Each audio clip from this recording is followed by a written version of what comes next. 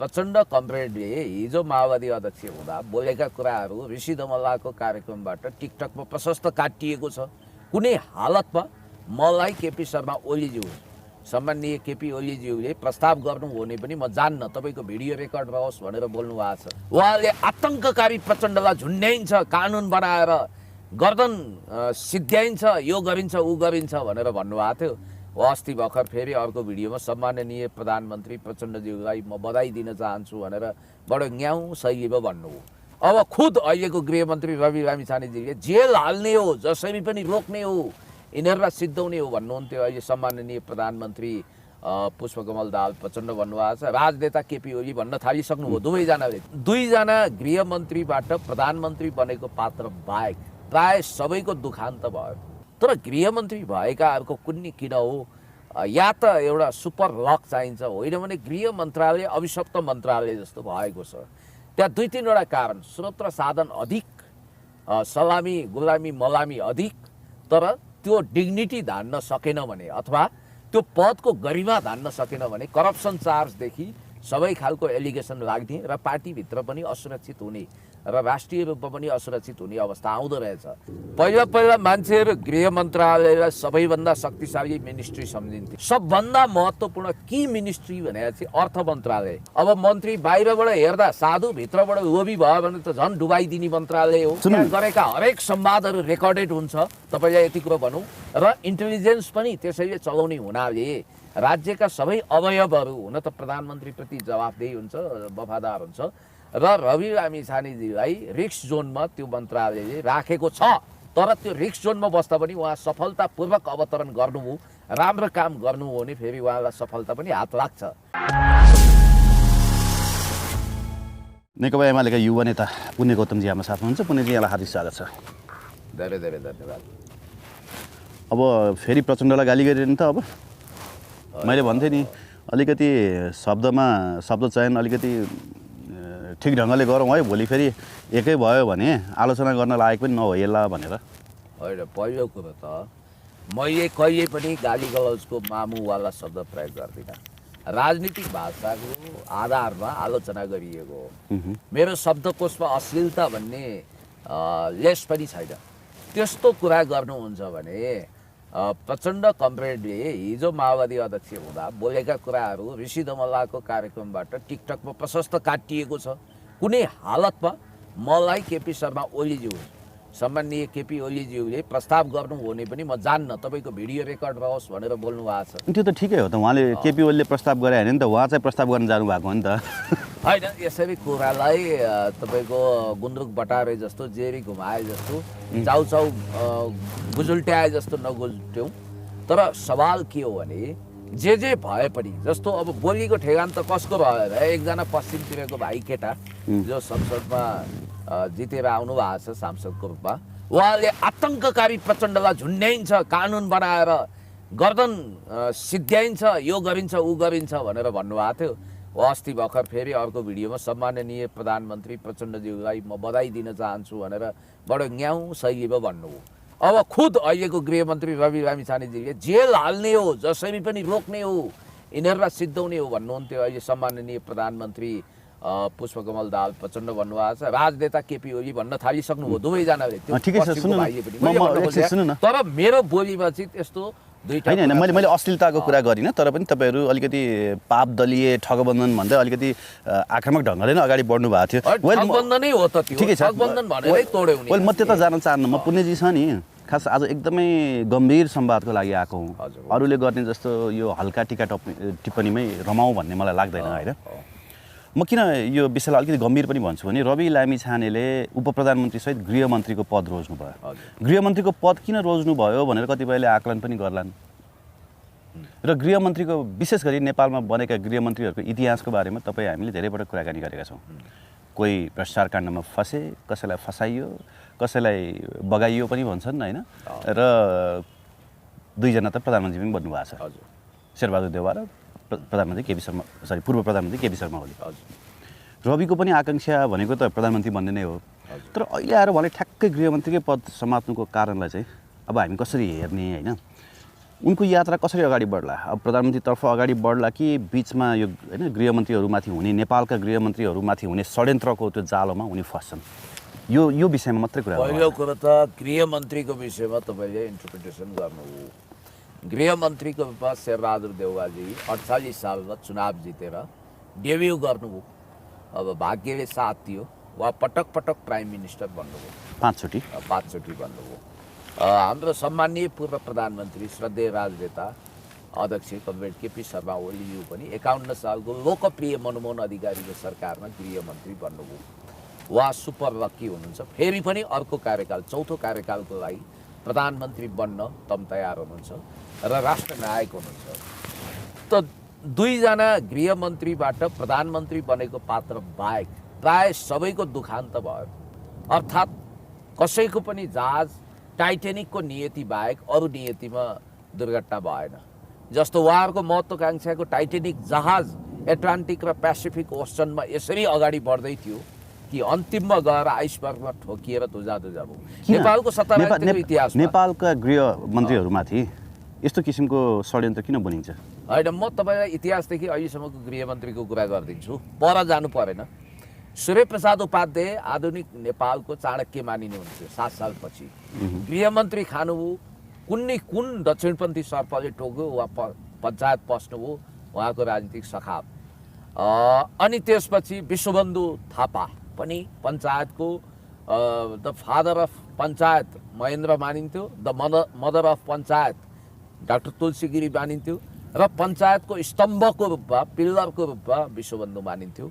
उहाँको पनि political career सखाप भयो। अब पात्रकै रूपमा अरू हेर्दै आउने हो भने त्यस्ता धेरै पात्र छन् नेपालको इतिहासमा। सम्भवतः प्रधानमन्त्रीको लागि सबभन्दा बढी महत्त्वकांक्षी व्यक्ति भनेको वामदेव गौतम, जसले गृहमन्त्रीमा ह्याट्रिक गर्नुभयो। बिचरा दुखान्त भएर सपना सबै हुरीले उडायो भनेर एउटा छोरमा उभिनु भएको छ, रोई कराई गरिरहनु भएको छ। खुम्बहादुर खड्काको विषयमा मैले तपाईँलाई भनिरहनु पर्दैन। गृहमन्त्रीको रूपमा उहाँले पनि ह्याट्रिक गरेको, तर गृहमन्त्री भएरै उहाँ सीमित रहनुभयो। प्रधानमन्त्री हुन खुब जोडबल गर्नुभयो, सक्नु भएन। उहाँ शक्तिशाली पनि हुनुहुन्थ्यो, भ्रष्टाचार आयो। कृष्ण सिटौलाको महत्त्वकांक्षा पनि गृहमन्त्रीमा गएर टुङ्गियो। भीमरावलजी पनि गृहमन्त्री भएको, योगप्रसाद उपाध्याय पनि गृहमन्त्री भएको, र धेरै यस्ता, गोविन्दराज जोशी पनि गृहमन्त्री भएको। होइन, तपाईँ सम्झिनुहोस् न, पूर्णबहादुर खड्का पनि गृहमन्त्री भए, अथवा शक्ति बस्नेत हुनुभयो। धेरै पात्रहरू जो गृहमन्त्री हुनुभयो, कतिपय अहिले पनि राजनीतिमा हुनुहुन्छ अस्तित्ववान। तर गृहमन्त्री भएकाहरूको कुन्नी किन हो? या त एउटा सुपर लक चाहिन्छ, होइन भने गृह मन्त्रालय अभिशप्त मन्त्रालय जस्तो भएको छ। त्यहाँ 2-3वटा कारण, स्रोत र साधन अधिक, सलामी गुलामी मलामी अधिक, तर त्यो डिग्निटी धान्न सकेन भने, अथवा त्यो पदको गरिमा धान्न सकेन भने करप्सन चार्जदेखि सबै खालको एलिगेसन लाग्ने र पार्टीभित्र पनि असुरक्षित हुने र राष्ट्रिय रूपमा पनि असुरक्षित हुने अवस्था आउँदो रहेछ। अब मलाई थाहा छ असुरक्षित यो कारणले पनि हो कि नेपाल जस्तो हो भनौँ न, एक त भूराजनीतिक हिसाबले माधव घिमिरेको कुरा गर्नु, माधव घिमिरे त अब त्रिशुलीमा लासै भेटिएन होइन। मैले भन्न खोजेको नेपाल जस्तो भूराजनीतिक जटिल अवस्थामा रहेको मुलुक, त्यसमाथि यो ठाउँमा हुने माफिया तन्त्र, डनतन्त्र, होइन तपाईँको अवैध धन्दाहरूको सञ्जाल, तपाईँ बाहिर बसेर हेर्दाखेरि रेखाहरू मात्रै देखिन्छन्। गृह मन्त्रालयकै पदमा बसेर हेर्दाखेरि चाहिँ स्पष्ट चित्र देखिन्छ। त्यो चित्र देखिसके पछाडि ती भनौँ न माफियाहरूको आँखाबाट, होइन अवैध धन्दा गर्नेहरूको आँखाबाट बच्न गाह्रो हुने हो। त्यो पनि होला, होइन। दूरदृष्टि भएको, दृष्टिस्थिति उज्यालो भएको, प्रशासनिक क्षमता प्रबल भएको मान्छे मात्रै एनकेन प्रकारेण उम्किन्छ। जस्तो तपाईँले एउटा कुरा भनौँ, शेरबहादुर देउवा तपाईँ बाहिरबाट हेर्दा जति होस्याङ्गे देख्नुहुन्छ, उनी सल्लाहकार तगडा राखेर प्रशासनिक कुशलता भएका मान्छेबाट काम चलाउँथे। त्यसकारण हुन त शेरबहादुरका नाम बदनाम भन्ने कुरै भएन। उनी जति बदनाम भयो त्यति हिट खान्छन् र सफल हुन्छन्, फेरि उनको त्यो विशेषता हो। किनभने उनी कुनै सेलिब्रेटी थिएनन्। केपी शर्मा ओलीज्यू जस्तो सर्वाधिक चतुर र सर्वाधिक प्रतिभाशाली व्यक्तित्व अब गृह मन्त्रालयमा बस्दाखेरि उहाँको इमेज झन् माथि पुग्यो। उहाँको एउटा चाणक्य बुद्धिले गर्दा र आफ्नो कार्यकौशलताले उहाँले सफलता हासिल गर्नुभयो। जस्तो रवि लामिछानेज्यू, रविले यो रिस्क किन लिए? किनभने यो त रिस्की कुरा हो, होइन। हुन त गृहमन्त्रीलाई वेटिङ प्राइम मिनिस्टर अथवा प्राइम मिनिस्टरको लाइनमा आएको पनि मानिन्छ मानिन त, होइन। तर यो एक हिसाबले भन्यो भने त रिस्क हो नि, फ्याक्टरको हिसाबले अथवा आफ्नो प्रोबेबिलिटीको हिसाबले त। यस्तो पहिला पहिला मान्छेहरू गृह मन्त्रालयलाई सबैभन्दा शक्तिशाली मिनिस्ट्री सम्झिन्थे। जस्तो प्रधानमन्त्री पछिको शक्तिशाली मन्त्रालय गृह मन्त्रालय हो भन्ठान्थे। तर अहिलेको कार्यकुशलता, अहिलेको जुन इभ्यालुएसनले के देखायो भने मन्त्रालयहरूको वेटेज कुन कति बढी कम, जस्तो अब योजनाहरू पार्ने विकास गर्ने कुरोमा भौतिक योजना निर्माण मन्त्रालय, स्थानीय तहसम्म आफ्नो प्रभाव फैलाउने राजनीति विस्तार गर्ने हो भने स्थानीय विकास मन्त्रालय, अनि अन्तर्राष्ट्रिय सम्बन्धलाई ठिकठाक पार्ने हो भने परराष्ट्र मन्त्रालय आफ्नो छ नि। अनि सबभन्दा महत्त्वपूर्ण की मिनिस्ट्री भनेर चाहिँ अर्थ मन्त्रालय। संसारभरि हेर्नुहोस् फाइनान्स मिनिस्ट्री भनेको नेपालमा हुनुपर्थ्यो रक्षा मन्त्रालय। अब रक्षा मन्त्रालय त्यति शक्तिशाली जस्तो लाग्दैन मलाई, यद्यपि भेटरानहरू नै पुग्नु भएको छ। तर मैले बुझ्दाखेरि अहिले सायद रविजीलाई यदि गृहको सट्टा अर्थ प्रस्ताव गरेर हाम्रो माननीय श्रद्धेय उपाध्यक्ष कमरेड विष्णु पौडेलज्यू गृहमा जान चाहनुभयो भए रविजी हाँसी जानुहुन्थ्यो होला। त्यसको कारण म तपाईँलाई पछि बताइदिउँला। अर्थ मन्त्रालय जस्तो मेहनत गर्नुपर्ने जटिल मन्त्रालय अरू कुनै पनि छैन, किनभने अहिले अर्थतन्त्रको हिसाबले पनि नेपाल डेन्जर जोनमा छ। त्यसबाट पार लगाउनु हुन त यो सरकार बन्ने बित्तिकै नेप्सेको परिसूचक वात्तै बढेको छ, सेयर भ्यालु बढेको छ। तर मैले भन्न खोजेको कुरा के भने रवि लामिछानेजीले गृह मन्त्रालय लिनुको पछाडि अहिले जसरी न्युजहरू आए उहाँको नागरिकताको छानबिन अब गृह मन्त्रालय अन्तर्गत भइरहेछ, पुलिसहरूले गरिरहेछन्। उहाँ बालवाला मन्त्री, त्यो पनि sitting minister, deputy prime minister सहितको सिटिङ मिनिस्टर, जुन तालुकदार निकायको मुख्य मन्त्री नै भएको अड्डा अन्तर्गत उहाँको अनुसन्धान हुन्छ। त्यो अनुसन्धान त रविजी एज अ गृह होम मिनिस्टर त्यो अनुसन्धान त त्यति अगाडि नबढ्ला। त्यसकारण अनुसन्धानलाई प्रभावित पार्ने उद्देश्यका साथ उहाँले जिकिरै गरेर गृह मन्त्रालय रोज्नुभयो। किनभने गृह मन्त्रालय अब्जसिया मन्त्रालय हो, असफलताहरू धेरै बिहोर्ने खतरा रहेको रिस्क जोन भएको मन्त्रालय हो, चाहेर नचाहेर उहाँको नाउँमा उठ्तीपुर्ती गर्ने सक्रिय हुने मन्त्रालय हो। अब मन्त्री बाहिरबाट हेर्दा साधु, भित्रबाट लोभी भयो भने त झन् डुबाइदिने मन्त्रालय हो। अनि त्यहाँ गरेका हरेक संवादहरू रेकर्डेड हुन्छ। तपाईँलाई यति कुरो भनौँ, र इन्टेलिजेन्स पनि त्यसैले चलाउने हुनाले राज्यका सबै अवयवहरू हुन त प्रधानमन्त्रीप्रति जवाफदेही हुन्छ, वफादार हुन्छ। र रवि लामिछानेजीलाई रिस्क जोनमा त्यो मन्त्रालयले राखेको छ। तर त्यो रिस्क जोनमा बस्दा पनि उहाँ सफलतापूर्वक अवतरण गर्नुभयो, राम्रो काम गर्नु हो भने फेरि उहाँलाई सफलता पनि हात लाग्छ। उहाँले नसोचेको सफलता पनि होला। तर अहिले जोखिम पक्ष रिस्क फ्याक्टर बढी छ। र बुझ्ने सहज कुरा चाहिँ के हो भने, हुन त उहाँले ममाथि छानबिन गरौँ भन्नुभयो, त्यो राम्रै सकारात्मक कुरा हो। 22 गते पेशी पनि छ सर्वोच्च अदालतमा उहाँमाथि, होइन। अब त्यो त प्रहरी अनुसन्धान के हुन्छ कसो हुन्छ भन्ने कुरो त ओपन सेक्रेट छ। गृहमन्त्री रइन्जेल प्रहरी अनुसन्धान के होला र त्यहाँ, होइन। आफ्नो मातहतकै बालवाला मन्त्रीलाई उहाँहरूले के अनुसन्धान गर्नु होला र तर सधैँ उहाँ त्यो कुर्सीमा रहनुहुन्न, एउटा कुरो। दोस्रो कुरो भनेको के हो भने, जस्तो उहाँ अहिले सत्तारोहण गर्नुभएको छ, डिपिएम सहित उहाँ होम मिनिस्ट्री सम्हाल्नु भएको छ। मान्छेले यसलाई चमत्कारिक प्रगतिको रूपमा ल्याएका छन्। किनभने यति छिटै संसारमा कमै उदाहरण छन्। पार्टी स्थापना गरेको 4-5 महिनाभित्र मान्छे यसरी प्यारासुट जम्प गरेर जान्छ। उहाँ जस्तै फोटोकपी व्यक्तित्व भ्लादिमिर जेलेन्स्की बाहेक कसैले पनि यस खालको सफलता प्राप्त गरेको देखिँदैन हत्तपत्त। तर उहाँलाई त्यो ग्रान्ड भिक्ट्री जस्तो सफलता जस्तो भयो। अब मान्छेहरू के भन्छन् भने, भोको मान्छेलाई बढी कुराउनी खान दियो भने डायरिया चल्छ र पचाउन सक्दैन। पद डिजर्भ गर्न नसक्ने मान्छेलाई त्यो अब्जसिया पद दिएको पनि भन्छन्। औकातभन्दा ठुलो पद दियो भने त्यो मान्छेले थेग्न सक्दैन भनेर पनि कतिपयले भनेको सुने। तर म चाहिँ अहिले रविजीप्रति नेगेटिभ नहौँ। हनीमुन पिरियड छ, उहाँलाई पोजिटिभली हामीले ब्लेसिङ गरौँ, काम गर्ने मौका दियौँ। वेल त्यो तपाईँहरूको राजनीतिक धर्म पनि होला, एउटा संस्कार पनि होला। किनभने आफ्नै पार्टी मातहतको सरकारमा उहाँ गइसके पछाडि तुरुन्तै आलोचनामा उत्रिहाल्नु पनि सायद नहोला। अस्तिसम्म त दरखर आलोचनामै हुनुहुन्छ तपाईँहरू। मैले सोध्न खोजेको नि, अब गृहमन्त्रीको पदमा गइसकेपछि राज्यका सुरक्षा सम्बन्धका धेरै सूचनाहरू उहाँलाई प्राप्त हुन्छ, एउटा कुरा त्यो भयो। अस्ति उहाँले मुरारकारलाई पनि भेट्न चाहिँ डिनाइ गर्नुभयो अरे मन्त्रालयभित्र गएको, किनभने उहाँमाथि भ्रष्टाचारको आरोप थियो भन्ने कुरा आयो। अब भ्रष्टाचारीहरू तस्करीहरू चाहेर नचाहेर ब्रिफकेस लिएर लाइन लिएर त आउँछन्। रवि लामिछानेले के गर्नुहुन्छ? होइन, अब यो के गर्नुहुन्छ म भन्न सक्दिनँ। किनभने रवि लामिछानेजी एक्लै हुनुहुन्न, उहाँको टिम छ, पार्टी छ। उहाँले कस्तो सल्लाहकार टिम चयन गर्नुहुन्छ भन्ने देखिन्छ। तर पहिलो गाँसमै ढुङ्गा भने जस्तो स्थिति नहोस्। किनभने मैले त्यहाँ हेरेँ केही मानिसहरू मिडियाकर्मीको होलियामा गए फोटो खिचाए उहाँको समय बर्बाद गरिरहेछन् र रविजीले त्यति सहज एक्सेस दिनु हुँदैन किनभने उहाँ 24 घन्टा एज अ होम मिनिस्टर हिजो पो त्यहाँ गएका छन् असभ्यहरूले दाई भनेका छन् होइन मुसारेका छन् छेउमै आएछन् सेक्युरिटी कोड पनि होला नि त जस्तो कोही मान्छे निर्वाध जान्छ अनि त्यहाँ गएर एउटा सिटिङ होम मिनिस्टरलाई त्यो ढङ्गले हिजोकै व्यवहार गर्छ भने त्यो राम्रो शोभनीय भएन र उहाँको समय धेरैजसो त्यस्तोमा जानियो कि सस्तो मस्तो इन्टरभ्यू होइन अब उहाँ त अहिले सिटिङ चेयरमा हुनुहुन्छ एकदमै जिम्मेवारी रेस्पोन्सिबल पदमा हुनुहुन्छ उहाँले देङ सियाओपिङको एउटा पङ्क्ति याद गर्नुपर्छ प्रतिपक्षमा हुँदा आवाज बुलन्द गर्ने हो जब तपाईँ गर्ने ठाउँमा जानुहुन्छ कम देखिनुहोस् कम बोल्नुहोस् बढी गर्नुहोस् यो सिद्धान्त अप्नाउनु पर्छ र जहाँसम्म जिरो टलरेन्सी अगेन्स्ट क्राइम एन्ड करप्सनको नीति पूर्ववर्ती सरकार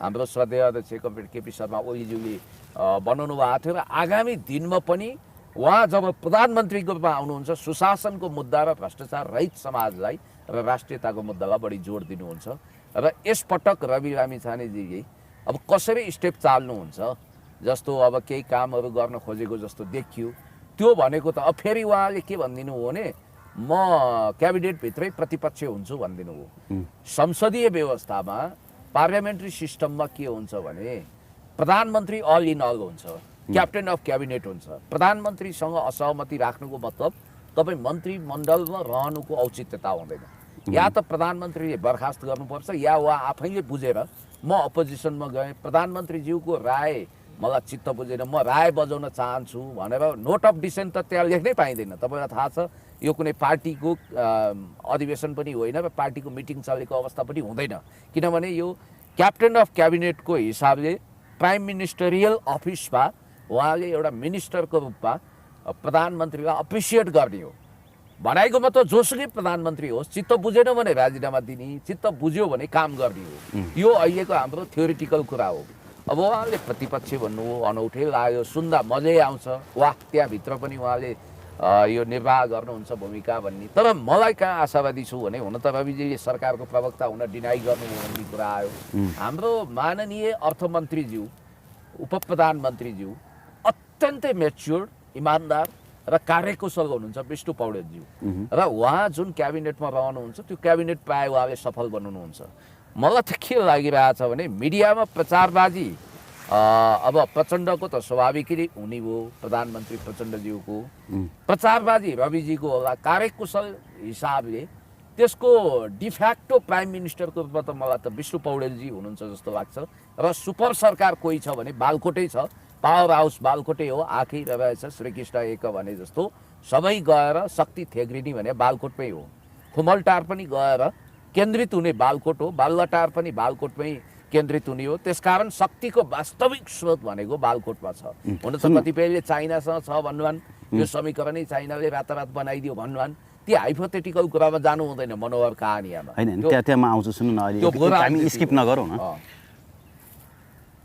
आइजिपी बनाउनु त भारतीय दूतावासको सहमति चाहिन्छ भारतीय दूतावासको इन्ट्रेस्टमा बनाइन्छ यो देशमा भने गृहमन्त्री बनाउन चाहिँ चाहिएन होला त मेरो कन्सर्न यो हो कि कतिजनालाई सोधिसके सबले कुरा चपाएर मात्रै बोल्छन् तपाईँ अलि एन्टी करेन्ट बोल्न सक्ने मान्छे हो होइन हुन त अहिले फेरि राजनैतिक धर्म पनि निभाउनु पर्ने होला मलाई बताइदिनु पऱ्यो कि अब यो रवि लामिछानेजी कसैको आशीर्वाद बिना नै गृहमन्त्री बन्नुभयो जनताको म्यान्डेटले मात्रै चाहिन्थ्यो होला कुनै समय आइजिपी बनाउन अथवा एआइजीदेखि नै हस्तक्षेप दूतावासले गर्थ्यो होला भारतीय कुनै समय मात्रै होइन म भन्दैछु तपाईँलाई जस्तो एउटा उदाहरण म दिन्छु सर्वेन्द्र खनालज्यूलाई आइजी बनाउँदाको किस्सा तपाईँलाई म सुनाइदिन्छु हामीले कल्पना गरेको रमेश खरेलजीलाई अब सर्वेन्द्र खनालज्यूको विकल्पमा ल्याउने कुरा सोचियो भन्ने मिडियामा जति आयो नि उहाँ बाहेक तेस्रो पात्र भित्रभित्रै चलायमान हुनुहुन्थ्यो जुन कुरो बाहिर आएन डार्क हर्सको रूपमा म नाम भन्दिनँ तेस्रो पात्रले यति ठुलो एक्सर्साइज गर्नुभएको थियो कि दूतावास मार्फत तर उहाँ बन्नु भएन नि किन थाहा छ केपी शर्मा ओलीज्यूले अब रमेश खरेलजीको चरित्र अलिकति नाना पाटेकर शैलीको छ त्यो थाहा थियो विधि विधान कानुनभन्दा पनि अर्फन मौला तरिकाले राम्रै काम गरे पनि अलिक सनक सिंह ढङ्गले अगाडि बढ्नुहुन्छ उहाँ भन्ने बुझेको थियो उहाँले त्यसकारण उपयुक्त पात्र भनेको कम्पेरेटिभली राम्रो देशभक्त इमान्दार पात्र सर्वेन्द्र खनालज्यू नै हुनुहुन्थ्यो भनेर उहाँले कसैको दबाब र प्रभाव कसैको फोन स्वीकार नगरिकन कुनै राजदूत भेट्न चाहँदा पनि नभेटिकन सर्रक्कै नियुक्ति गर्नु।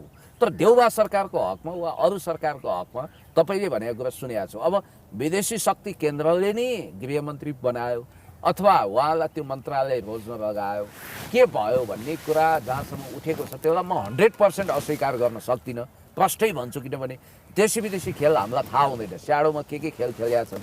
जस्तो नेपालमा गृह मन्त्रालय होल्ड गर्नुको मतलब कोर सूचनाहरू, सुरक्षा संयन्त्र सम्बन्धी कोर सूचनाहरू र रणनीतिक महत्त्वको, जस्तो एसटिएफ भयो, सशस्त्र प्रहरी बल, जनपद, इन्टेलिजेन्स अथवा राज्यका अरू सिभिलियन प्रशासन भयो, सिडिओ भयो, प्रशासन भयो, नागरिकताका कुराहरू भए, यी सब कुरामा विदेशीहरूले मेनिपुलेट गर्नको लागि इजी पात्रको रूपमा रवि लामिछानेज्यूवा अगाडि सारेका हुन्, उहाँ मार्फत खेल्न सकिन्छ भनेर कतिपयले मनोहर कहानिया हाल्न सुरु गरिसके। हुन त नेभिसनका भाइ बहिनीहरू गएर हिजोसम्म ओठमा भोटे ताल्चा ठोक्थे। अहिले नागरिकता छानबिन गरौँ, नक्कली नागरिकताधारी गृहमन्त्री किन बनाउने रविला भनेर उनीहरू उफ्रिताफ्री गरिरहेको मैले देखेँ। तपाईँलाई म के भन्न चाहन्छु भने अतीतमा हामी अल्झनु बल्झनु हुँदैन, वर्तमानमा टेक्नुपर्छ, अगाडि बढ्नुपर्छ। जहाँसम्म मलाई लाग्छ कुनै विदेशी शक्ति केन्द्रले जादु टुनामुना चलाएरै उहाँलाई त्यहाँ स्थापित गरेको हो भन्ने कुरो यदि पुष्टि गर्छ भने तथ्यको आधारमा आओस्, तर मलाई त्यस्तो लाग्दैन। I don't think so. मेरो बुझाइ चाहिँ के हो भने नेपालका राष्ट्रिय महत्त्वका गम्भीर सुरक्षा सम्बन्धी सूचना विदेशमा लिक गर्न अथवा सिआइए र जस्ता विदेशी संस्थाहरूलाई नेपालको सूचना, महत्त्वपूर्ण सूचना दिन उहाँ त्यहाँ गएको होइन। मेरो विचारमा हद से हद केही हो भने उहाँमाथि जुन नागरिकताको विषय अनुसन्धान भइरहेछ त्यसमा केही प्रभाव परोस् भन्ने उहाँको भित्री चाहना चाहिँ हुनुपर्छ। अब भन्नेले त भनिदिन्छन् नि पैसा कमाउने ठाउँ, मालदार ठाउँ, त्यो त सेकेन्डरी कुरा हो। तपाईँले भन्नुभयो नि अब त्यहाँ रहका उसलाई सूचना दिने, यो दिने काम गर्न गएको होइनन् भन्नुभयो। त्यो त हामीले पनि चाहिँ एक्सपेक्टेसन गरेका पनि छैनौँ, त्यस्तो नहोस् पनि। तर रहको एउटा कर्मचारी आएर नेपाल प्रहरीको जुनसुकै मान्छेलाई पनि निर्देशन दिन सक्छ सक्दैन? होइन, त्यो सिनेरियो हामीले देखाएको छौँ कि छैनौँ? विगतमा त्यो भयो, विगतको सरकारमा भयो। तपाईँलाई एउटा उदाहरण दिन्छु म। कसले मार्यो त मिर्जा दिलसाद बेगलाई? होइन, मिनिस्टर एउटा अन्डरवर्ल्डसँगको नेक्सिस, त्यो आवरण पो अन्डरवर्ल्ड त आवरण पो अन्डरवर्ल्ड भयो त। त्यो अन्डरवर्ल्डलाई चलाउनु पनि त मिर्जा दिल मात्रै होइन, जमिम शाहलाई कसले मार्यो? सरोज अधिकारी जस्ता होनार पत्रकार आत्महत्या गर्न किन विवश भए? अनि अस्ति भर्खर गोठाटारमा गोली चल्यो, एकजना मान्छे ठहरै हुनुभयो। अनि कमल नेपाली भन्नेको हत्या गरियो।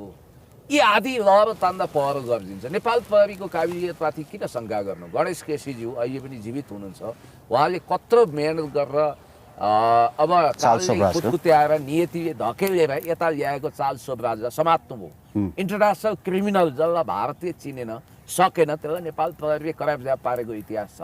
तर मलाई जहाँसम्म लाग्छ नेपालमा जुन खालको माफिया सञ्जाल छ, जुन जन्जाल छ, करप्सनमा जेलिएको, यी मान्छेलाई ठेगान लगाउन मिडियाबाजी गर्दा होइन, एकदम ठुलो एक्सर्साइज गरेर, होमवर्क गरेर, मिडियामा देखिँदै नदेखिने तर काम गर्ने, रिजल्ट दिने, रिपोर्ट कार्ड दिने गरी अगाडि बढ्ने हो भने जिउ ज्यानको त बाजी लाग्न सक्छ, तर सफल तपाईँ हुन सक्नुहुन्छ। तर तपाईँ आफ्नो जिउ ज्यानको बाजी लगाएर यो देशको सुरक्षामा खटिनुपर्छ।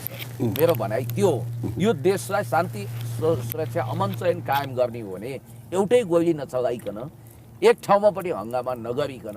अब यो हेर्नु होला, यहाँ रविजी गृहमन्त्री हुनुभयो, केही अराजक छाडा मान्छेहरू कानुन हातमा लिएर यो भाइ बहिनीहरू अहिले विभिन्न खालका हरकत गर्न थालिसके। रवि दाई हाम्रो हुनुहुन्छ, हामीलाई छुट्याइहाल्नुहुन्छ भनेर म भन्छु, कानुन हातमा लिने विरुद्ध तपाईँ जिरो टोलरेन्सी अप्नाउनुहोस्। तपाईँको नाम लिउन् वा जसको नाम लिउन्, कानुनलाई हातमा लिएर गैर कानुनी ढङ्गले आफै राज्य बनेर, आफै प्रशासन बनेर तपाईँ जो मान्छे रविजीको नाम बेचेर जान्छ तिनलाई यदि कानुनले कारबाही गर्छ भने उन्मुक्ति दिने काम नगरिदिनु होला। जस्तो मैले देखिसकेँ 3-4वटा घटना यहाँ प्रतिनिधिमूलक ढङ्गले घट्यो। म कसैप्रति लक्षित गर्दिनँ। कोही मान्छे ठग छ, अपराधी छ भने राज्यलाई सूचना दिनुहोस् न। कसैको अनुहार मिडियामा देखाएर बिचरा त्यो फेरि भर्खरका भाइ बहिनीहरू भोलि उनीहरूले आत्महत्या गरिदिएलान्, डिप्रेसनमा पर्लान्, उनीहरूको जिन्दगी बर्बाद होला, कारोबार बिग्रियो, ल कसैले ठगेकै छ भने पनि ठग भनेर प्रमाणित गर्ने अधिकार अदालतलाई छ कि भाइ बहिनीहरूलाई छैन। क्यामेरा कसैको अनुहारमा देखाउनु भएन ठग भनेर, उहाँहरू प्रमाणित गर्ने न्यायाधीश हो। त्यसकारण सम्बन्धित सरकारवाला निकायको ठग हो भने ठगको रूपमा उसैलाई कारबाही गर्नुपर्छ। अब यो कुरोमा छुट दिनु हुँदैन, उन्मुक्ति दिनु हुँदैन भन्ने कुरा हो मेरो। अब अघि तपाईँले के भन्नुभयो नि, कतिले त चाइनाले बनाइदिएको यो गठबन्धन पनि भन्लान् होइन, त्यसमा सत्यता छैन भन्नुभयो। अस्ति सेतो पार्टीले त मजाले लेख्यो, भारतको आशीर्वाद भएन देउबातिर, त्यही भएर भारतले पनि धोका दियो देउबालाई भनेर त प्रष्ट लेखेको छ।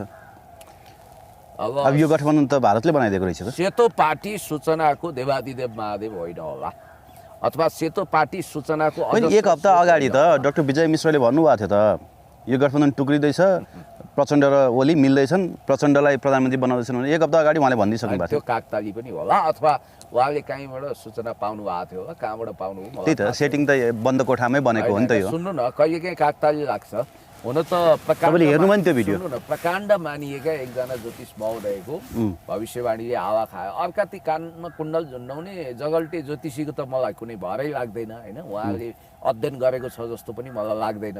ती युवा ज्योतिष भनिने त्योभन्दा उहाँले अर्जेन्टिनाले जित्छ भन्नुभएको छ। 27 नोभेम्बर 2022 उहाँभन्दा 10 दिन अगाडि मैले पहिलो चरणको गेम नसिद्धिँदै यसपटक वर्ल्ड कप ब्रेक नेपाल, अनि त्यसपछि मिडिया ताजा खबरमा भिडियोै छ, मैले टिकटकमा काटेर राखेकै छु। उहाँभन्दा अगाडि एक हप्ता अगाडि नै मैले अर्जेन्टिनाले जित्छ, उत्कृष्ट खेलाडी मेस्सी हुन्छन् भनेर भनिदिएको थिएँ। म ज्योतिषी हो त, विश्लेषण गरे हो नि, आए आप गए झटारो। उहाँहरू राजनीतिक विश्लेषण गर्नुहुन्छ ज्योतिषीहरू जस्तो। मलाई उहाँहरूप्रति दुखेसो गुनासो के भने, फलाना हुन्छ तिराना हुँदैन भनेर उहाँहरूले सबैको जन्मकुण्डली राख्नु भएको छ, एउटा कुरा अथेन्टिक जन्मकुण्डली। दोस्रो, फलाना देशले जित्छ भनेर त्यो देशको कुण्डली लगाएको छ भने एक गाँठे 33वटा टिम जो भिड्दै थिए, टप 16मा पुगेका सबैको कुण्डली थियो उहाँहरूसँग, अथवा सेमी फाइनलमा पुगेकोहरूको। अनि देशको कुण्डली हुन्छ जस्तो उहाँले अहिले एकछिनको लागि अर्जेन्टिना भनेर कुण्डली बनाउनु हो, ल ठिक छ, देशको बनाउनु हो। मेस्सीको नाम के त, न्वारनको मेस्सीको नाम त हुनु पर्यो नि, मेस्सी नै होइन होला नि त। अथवा उनीहरूले त न्वारनको आधारमा त्यो टिपोट हेरेर नाम राख्ने होइनन्, जस्तो रामश्याम भने जस्तै उनीहरूले यसै राखिदिने हुन्। अनि उहाँहरू मेस्सीकै नाउँमा कुण्डली बनाउनुहुन्छ। हेर्नुहोस् है, यस्ता हावादारी लाबर पाडे कुरा गरेर हुन्छ।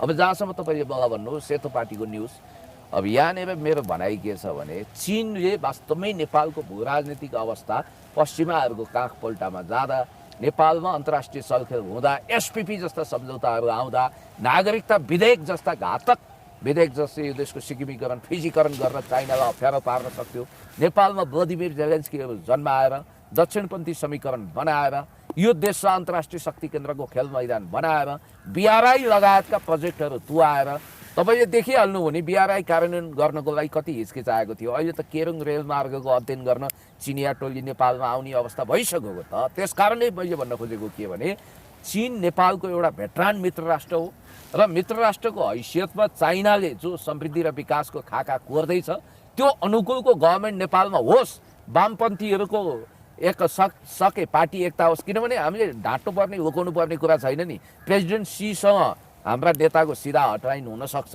श्रद्धेय अध्यक्ष कमरेडको केपी शर्मा ओलीज्यूको हुनसक्छ है, ठ्याक्कै ग्यारेन्टी मात्रै त सक्दिनँ। अनि अर्को कुरो मैले तपाईँलाई भनिहालौँ कि चिनिया कम्युनिस्ट पार्टी सिपिसी र नेपाल कम्युनिस्ट पार्टी एकीकृत मार्क्सवादी लेनिनवादी यानि कि नेकपा एमालेको बिचमा फेटर्नल रिलेसन छ। अनि बन्धुत्व भएको पार्टीले, कम्युनिस्ट पार्टी जो साम्राज्यवाद विरोधी छ, जो सबै खाले अत्याचार र दमनको थिचोमिचोको विरोध गर्छ, जसले नवउदारवाद अस्वीकार गर्छ, जसले समाजवादलाई अङ्गीकार गर्छ, त्यो पार्टी अगाडि आओस् भनेर चाहनु र त्यो विचार अँगाल्नेहरू एक ठाउँमा आउन् भन्नु ठिकै होला। जस्तो नेकपा यसका अध्यक्ष माधव नेपालसँग पनि कतिले संवाद गरेको भन्ने कुरा आयो र उहाँहरू पनि गभर्मेन्टमा आउने, अझ राष्ट्रपतिकै हल्ला चलाउन भ्याउनु भएको छ कतिपय महानुभावहरूले। अब यो विषयमा मलाई धेरै टिक्का टिप्पणी गर्नु छैन। अर्को कुरा नि, आज पनि एउटा फोटो आयो क्या, खुमलटारमा ओली र प्रचण्ड बसेर सुन्तला खाँदै गरेको होइन। अस्ति त्यो शपथ ग्रहणको कार्यक्रममा पनि ओली र प्रचण्ड बसेर सँगै सुन्तला छोडाको फोटो आए पछाडि एउटा चमत्कार भयो। आज पनि सुन्तला छोडाको फोटो आयो। अब अर्को के चमत्कार हुन्छ भनेर मान्छेहरूले लख काट्न थाले कि। अब यसलाई अरेन्ज डिप्लोमेसी भन्ने कि सुन्तले प्रेम भन्ने कि सुन्तला रणनीति रे। गोर्खाबाट जे होस् प्रचण्डले सुन्तला लिएर आएर ठुलो काम गरेछन्। त्यो सुन्तला दिएकै भएर होइन मेलमिलाप भएछ। यो पिङ पङ डिप्लोमेसी भन्छ कि माओ त्से-तुङ र रिचर्ड निक्सनको बिचमा हेनरी किसिन्जरले खेलको आधारमा कूटनीतिक लाइन मिलाउनु भएको थियो, हात मिलाइयो। हुन त अरर र जिद्दी माधव नेपाल जस्तै ठुलो मूर्खता गरेर नेकपा एमाले फुटाएर काङ्ग्रेसको पाउमा लगेर समर्पण गर्नुभएको थियो। अहिले सबैतिरबाट धोका खाएपछि जिल्लाराम हुनुभएको छ, ठण्डाराम हुनुभएको छ। उहाँले चाहिँ केपी शर्मा ओलीज्यूले अमेरिकाले चाइना फकाए जस्तै अथवा चाइनाले अमेरिका रिजाए जस्तै त्यो ढङ्गले वार्ता गर्नुपर्छ भन्ने अरहर प्रस्ताव राख्नुभयो अरे भन्ने सुने मैले। अब यो सुन्तला छोडाउने, सुन्तला टक्राउने, भोलि केपी शर्मा ओलीज्यूले झापाका केही ठेकी कोसेलीहरू लौ न त साथीहरू मिलेर खाउँ, ल ठिकै छ उताबाट शुद्ध घिउ आयो भन्नु होला।